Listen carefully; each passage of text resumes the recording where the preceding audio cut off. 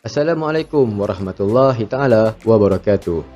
Bersama saya Cikgu Hafiq, masih lagi dengan mata pelajaran Reka Bentuk dan Teknologi untuk tahun 4. Hari ini kita masih lagi akan lihat berkaitan dengan tajuk dalam unit 1, iaitu keselamatan bengkel. Baiklah, tanpa membuang masa, mari kita lihat apakah tajuk yang kita akan pelajari pada hari ini. Baik, pada hari ini kita akan melihat tajuk fahami simbol dan tanda keselamatan. Baiklah, untuk tajuk hari ini kita akan melihat apakah simbol-simbol dan tanda-tanda keselamatan yang terdapat di dalam bengkel RBT. Baiklah, jika bersedia, ayo mari sama-sama kita lihat. Baik, sedikit pengenalan. Pernahkah kamu jumpa atau lihat tanda-tanda seperti di sebelah? Jika jawapan kamu ya, adakah kamu tahu apakah maksud untuk tanda-tanda tersebut? Seperti ini kita lihat kita ada 3 contoh. Okey, ada tanda yang berwarna merah, ada tanda yang berwarna kuning dan juga ada tanda yang berwarna hijau.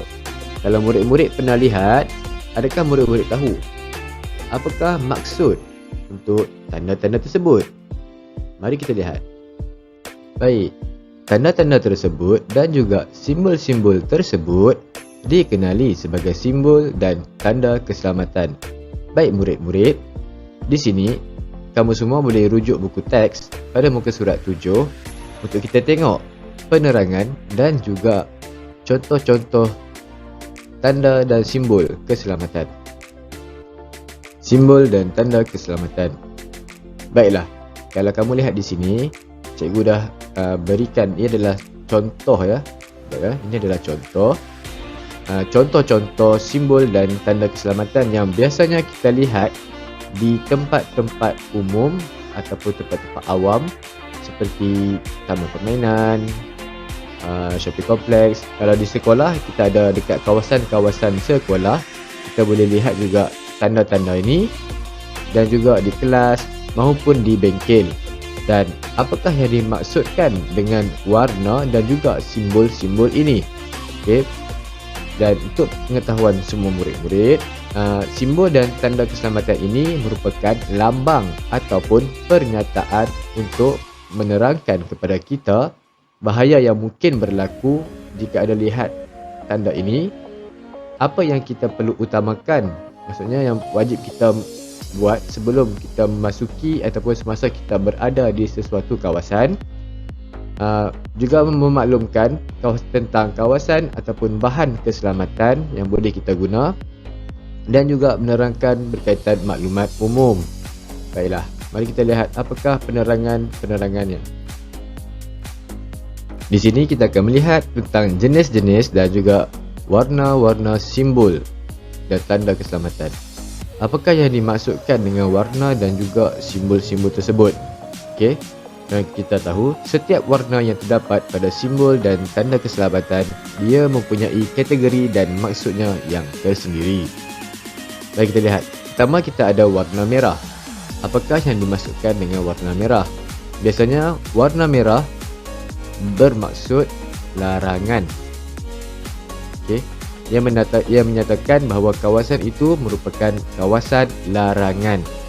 Okey, dan ikon warna merah juga biasanya kita dapat jumpa pada alat-alat pemadam api. Okey.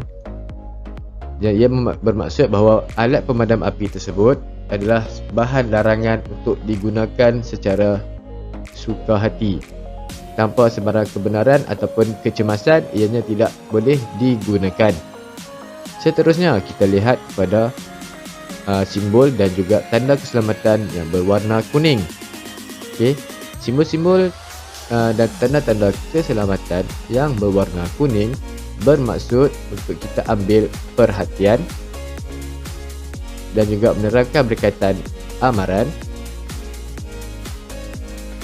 dan juga untuk memastikan kita sentiasa berwaspada dan juga menandakan potensi bahaya yang akan terjadi apabila kita lihat simbol-simbol berwarna kuning tersebut. Adakah ianya akan mendatangkan bahaya jika kita salah guna ataupun apakah yang akan mungkin terjadi kalau kita memasuki kawasan yang ada penanda warna kuning. Okey. Yang ketiga, simbol-simbol dan juga tanda-tanda yang berwarna hijau.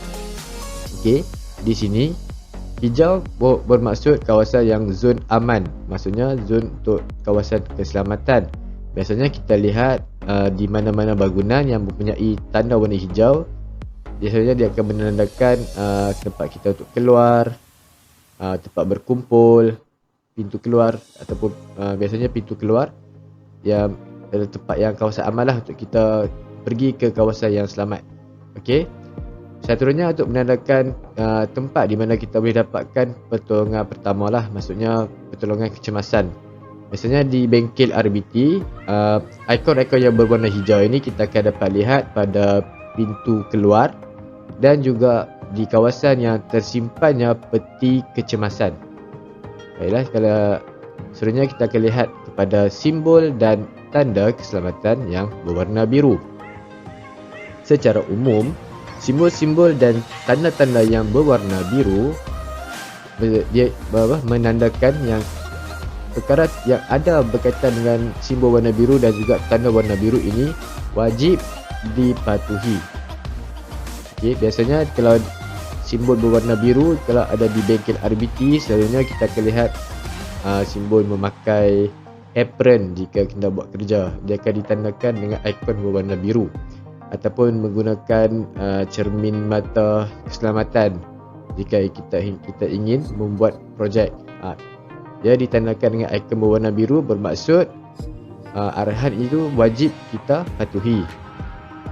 Dan seterusnya kita akan lihat ikon dan simbol dan tanda yang berwarna putih.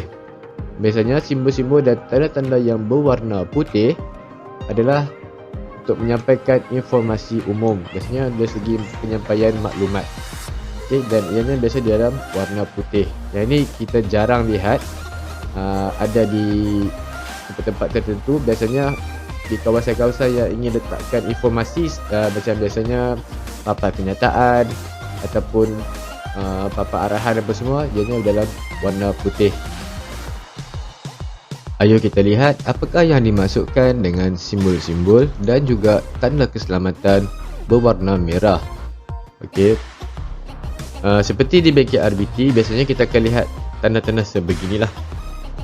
Kita ada tanda dilarang merokok, yang bermaksud kawasan bengkel ini bukannya tempat untuk merokok. Seterusnya, tanda ini yang bermaksud dilarang membuang sampah, yang bererti kawasan bengkel bukanlah tempat untuk kita membuang sampah secara suka hati.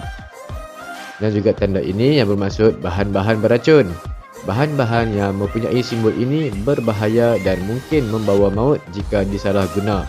Oleh itu, jikalau murid-murid ingin menggunakan sebarang bahan-bahan yang mempunyai simbol ini, kita rujuk kepada guru terlebih dahulu tentang cara-cara menggunakan bahan tersebut, ataupun minta guru untuk tolong murid-murid menggunakan bahan tersebut. Seterusnya, kawasan alat pemadam api diletakkan simbol berwarna merah dengan ada ikon pemadam api. Okey, dan kawasan ini hanya alat pemadam api ini hanya boleh digunakan jika berlaku kebakaran. Beralih pula kita kepada simbol dan tanda yang berwarna kuning. Seperti yang kita maklum tadi, kuning ini bermaksud waspada, perhatian dan juga menerangkan tentang bahaya yang mungkin berlaku di kawasan yang mempunyai simbol dan juga tanda berwarna kuning. Pertama, jika kita biasa lihat simbol ini bererti simbol waspada.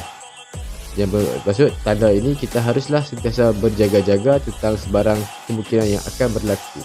Biasanya di bengkel kita tidak letakkan simbol ini jikalau murid tidak membuat sebarang projek lah. Okay, seterusnya bahan mudah menghakis. Kalau kita ada lihat simbol ini yang ada ikon tangan dan juga cecair, ianya berarti bahan tersebut mudah menghakis yang akan mendatangkan kesan kepada kulit jikalau cecair itu bersentuhan dengan kulit. Okay. Untuk bahan-bahan seperti ini, dia sama juga dengan bahan tadi. Kita haruslah minta kebenaran daripada guru dan juga cara menggunakan bahan ini dengan betul supaya tidak berlaku sebarang masalah ataupun sebarang kemalangan kepada kita lah masa kita menggunakannya. Seterusnya, bahan mudah terbakar. Okay, kalau anda lihat simbol ini di bengkel, bermaksud bahan-bahan tersebut adalah bahan yang mudah terbakar. Jadi hendaklah kita sentiasa waspada dan tidak dekatkan bahan-bahan ini kepada mana-mana punca yang boleh mencetuskan kebakaran. Dan jika kita lihat tanda ini, biasanya tanda ini kita lihat diletakkan apabila kita telah selesai mencuci lantai.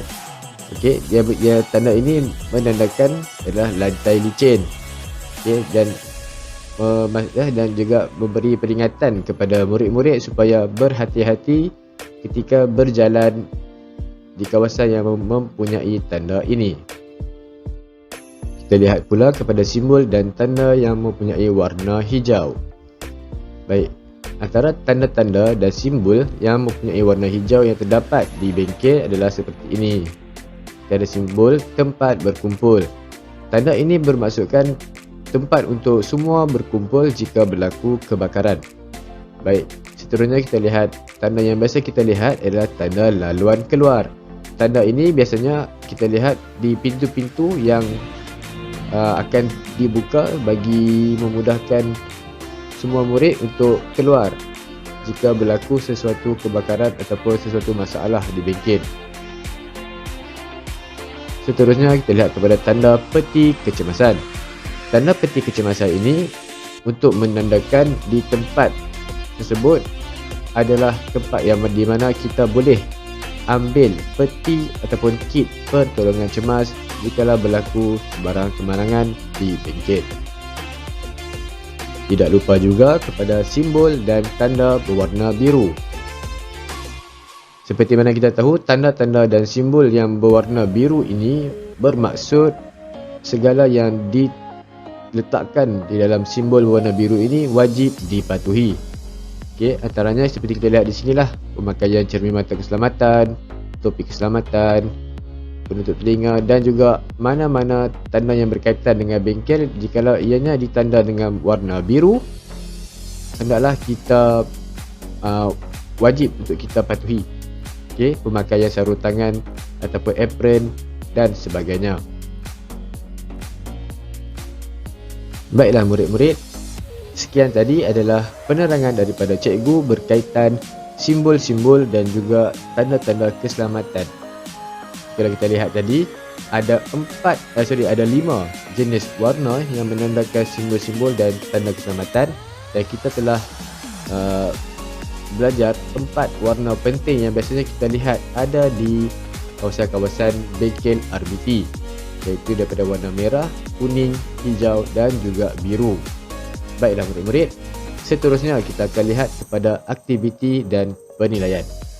Di sini adalah kerja-kerja yang murid perlu siapkan berkaitan dengan tajuk yang kita belajar pada hari ini.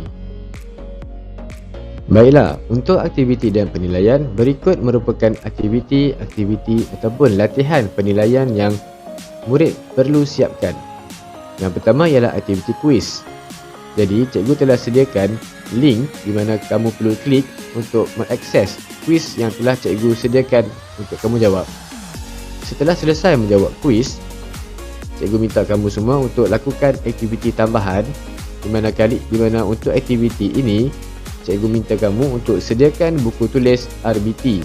Buku tulis RBT yang kita akan gunakan adalah buku tulis pendek. Okey.